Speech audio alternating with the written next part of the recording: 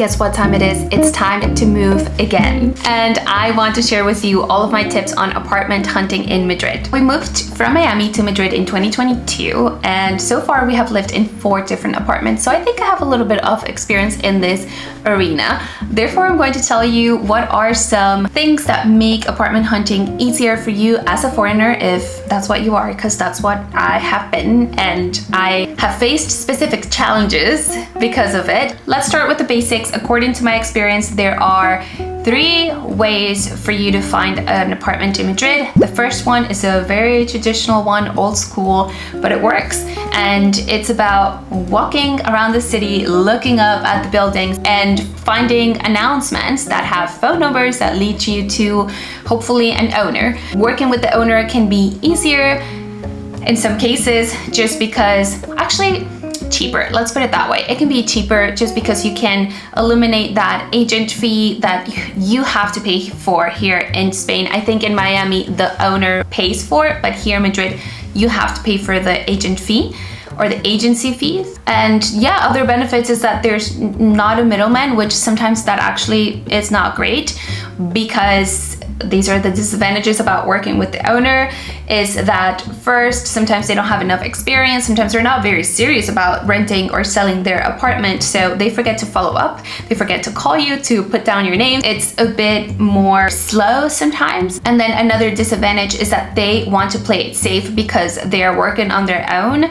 So if you don't meet the profile of the person that they're looking for, they're going to reject you really quickly. And that's something that happened to me as well. They asked me a few questions, and if I didn't meet the standards, they would just say, okay, bye-bye. But my parents-in-law were able to actually seal a deal with an owner directly, and they've loved it because this woman is a businesswoman. She knows how to do her thing. She was, serious about everything, and she has a lawyer that helps her on the side. So the business really worked well and smoothly. So you can be lucky like that too.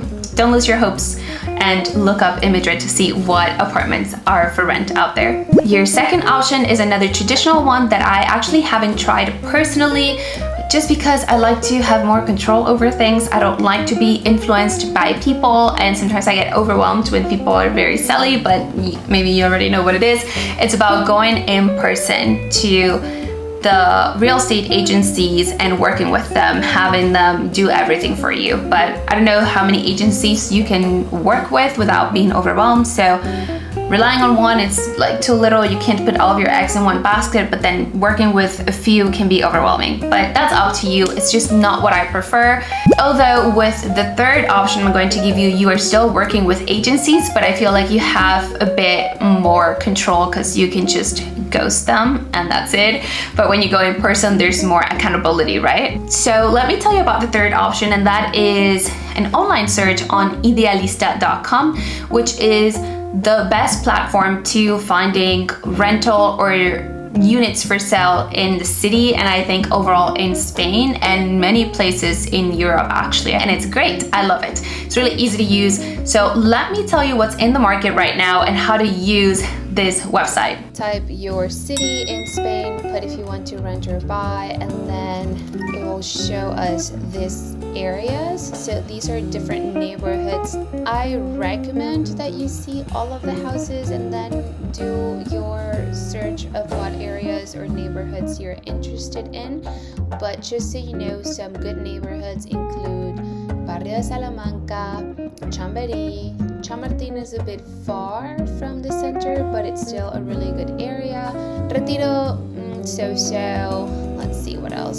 Centro, I mean, if you want to live right there with all the tourism and everything that's going on in the city 24/7, you are welcome to live there. It's a good area, but I just wouldn't do it, especially if I have a family. And what else? Castellana, this is where I live. It's a really good area, I believe. Well, I know. Argüelles is also more residential, not too centric.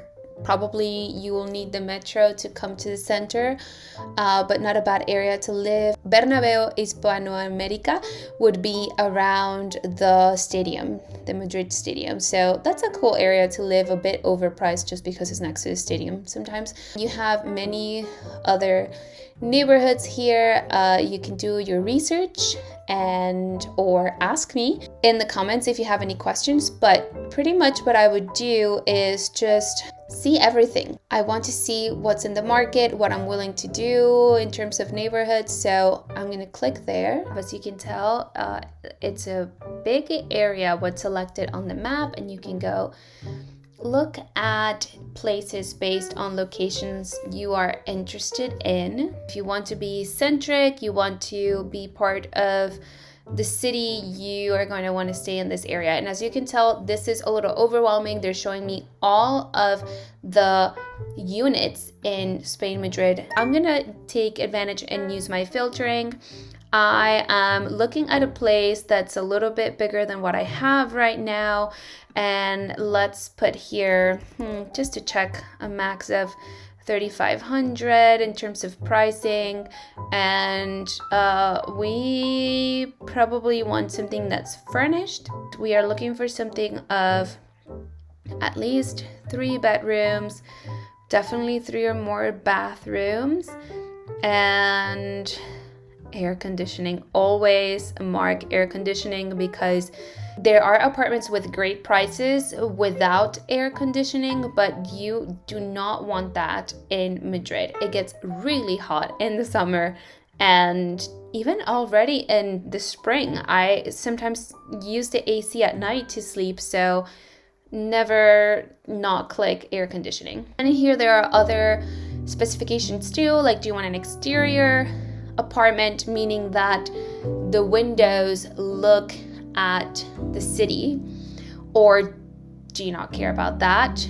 Interior would be that the view of the windows is the interior of the building. It's not a pretty view, so usually we do prefer exterior. And you see how, I have only 44 houses and flats. Okay, these are things you need to know. So Ukio, this is a company that rents apartments.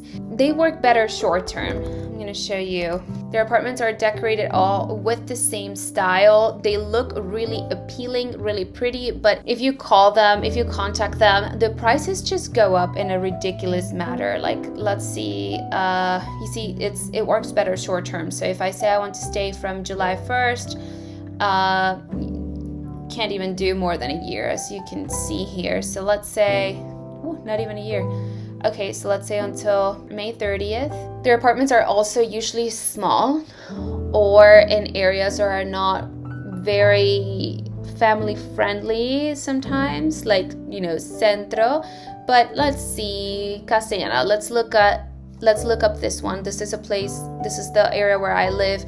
But, do we even want to look at it? It's almost 5,000. And when I click, the price even goes over that price. So they have great amenities always. If I look at the apartment, as I said, they all have a similar style and decoration. It's really nice, really pretty.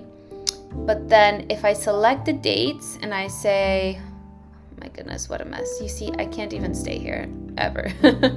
It's all taken. So that's something else that happens. So this is something that I really kind of dislike about dealing with Ukio here in Idealista. It's all a trap. You see this one over here.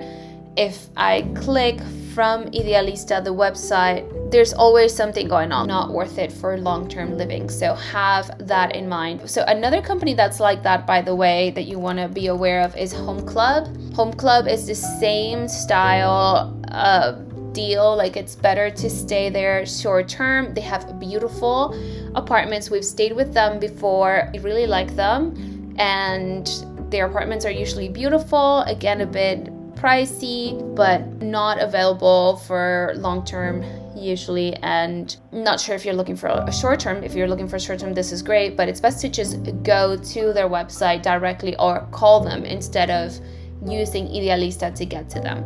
But back to Idealista, let's see other options here. This one doesn't look bad. So what I would do is that I would open a couple of places that are interesting me. So let's say I have these 3. Before you even contact them, my recommendations are the following. Of course, take a look at the pictures, make sure that they're not like fake computerized pictures. And once you're happy with how it looks, then read about the specifications. Okay, yeah, so I would go ahead and either call them or send them a message. Obviously, everything's quicker if you give them a call, and I will say I'm interested, and then that's how Idealista works. Same deal here. I really recommend that you read these things because sometimes they have hidden information here, like only renting for 4 months or needing 5 months in advance, like crazy stuff like that you don't even want to deal with. And again, I like to read the basic features too, because I like to see if they have heating, air conditioning, and if it's an exterior, interior, if there's a lift. This is really important when you have babies. Okay, not sure how I do with little tutorials like that, but I tried my best. Hopefully you can appreciate it. Moving on, let me tell you about some things that can put you at a disadvantage as a tenant, a foreigner tenant, when it comes to finding an apartment in Madrid. Believe it or not speaking Spanish can be a problem. And I know, like, Madrid seems to be a sort of international city and it's a cosmopolitan city, but not everyone speaks English. And based on my experience, 2022, 2023, although I use Idealista in English and my original message that I send, it's usually in English, I never encountered an English speaking person or someone that spoke English enough to have a fluent conversation. And I think that although it could potentially totally work out and you can still do business, you know, using a translator or whatever the case may be, or speaking a little English, I think that it still makes things a little harder to communicate, to create bonds, to create that rapport with the person that is trying to get you to get this apartment. And I think that, I don't know, if it's difficult to communicate with you, why bother when I have a Spanish speaking person right here that's making things easier and I feel like I can trust them more.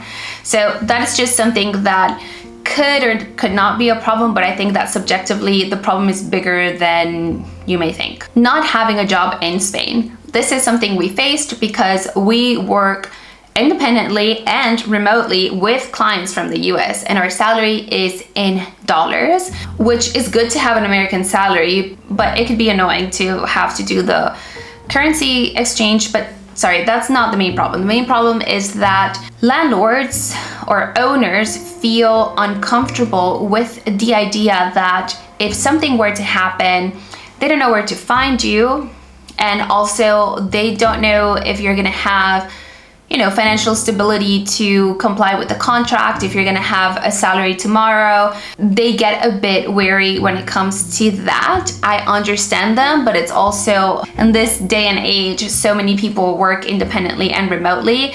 And yet this was the first problem I always faced with moving the process along. Once they knew that I didn't have a job in Spain, there were problems. And sometimes just we were told directly that the owner didn't want to work with us. If you're a foreigner, also, they may ask you to give more months in advance.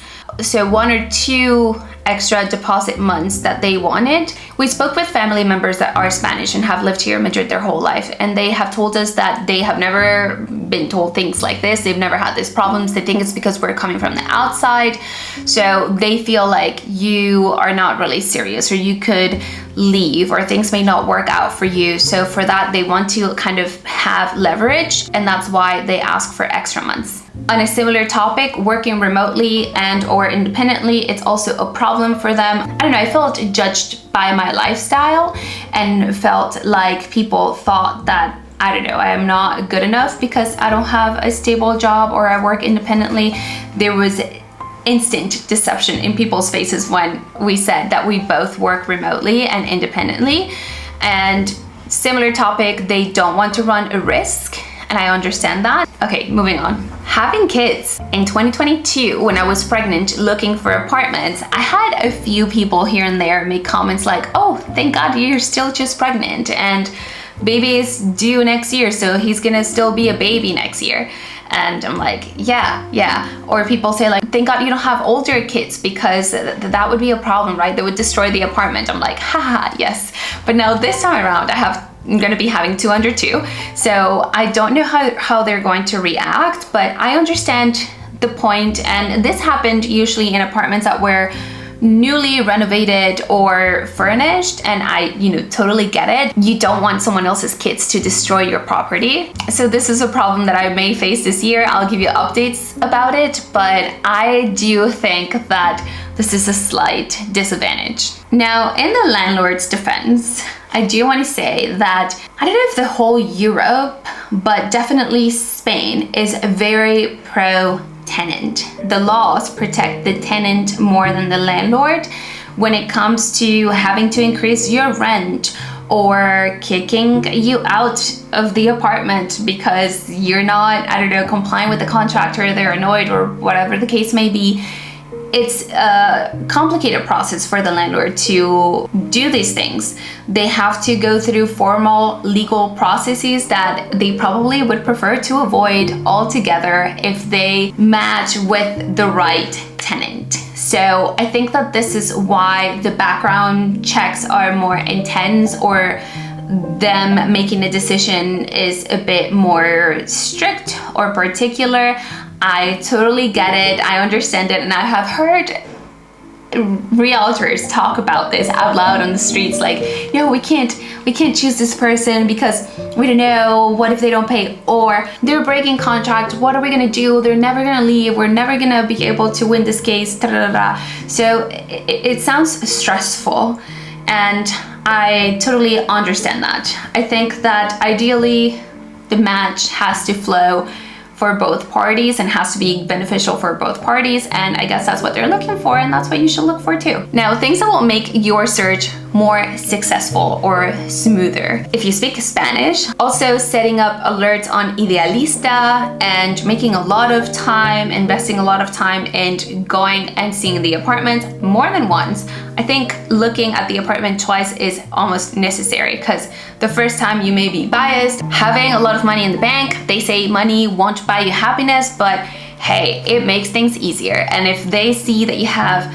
a big, good sum in the bank, even if you don't have a job, even if you have like certain disadvantages, they may rule that out and still work with you. This is something that I think it's important, but I don't know if other people think it's important. Finding a landlord that is open-minded and a bit modern.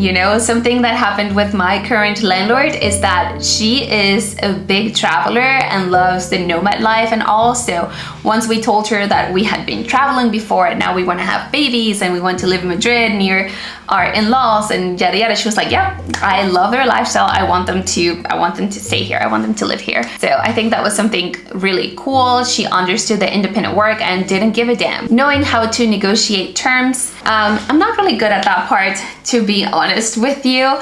But I think that sitting down and negotiating terms is absolutely important. We were able to get this apartment down 400 euros, which we did not think was going to happen, and that was actually really great. And it's because my mother-in-law is so good at negotiating terms that she got the deal she wanted. Reading every detail in the contract, this is so important, and I didn't used to do this until my mother-in-law told me about it, but it's great to have a digital form of the contract and just sit there with your coffee and your computer and read line by line and call the agent or the landlord and ask things to be your way or things to be comfortable for you too. Because sometimes there are things there that are not fair or that are not congruent with the conversation that you guys had in person. So you gotta make sure that this contract works for you, so read your contract. And establishing rapport with the agent or with the owner or the landlord, I really think that this will put you at an advantage, knowing that there are potential disadvantages by being a foreigner. Creating that connection with the person that is the seller, it's going to make you look more interesting to them and probably be the person that they choose just because of personality, bonding, and things like that. We are pretty subjective by nature at the end of the day, so I think that, that good feel, intuition that you can have about someone could make you want to do business with them. So those are all of my tips on how to apartment hunt in Madrid. I hope that they were helpful. Leave me comments below if you have questions or more tips, better tips. And also thumbs up if you like this video and subscribe so you can watch more videos like this.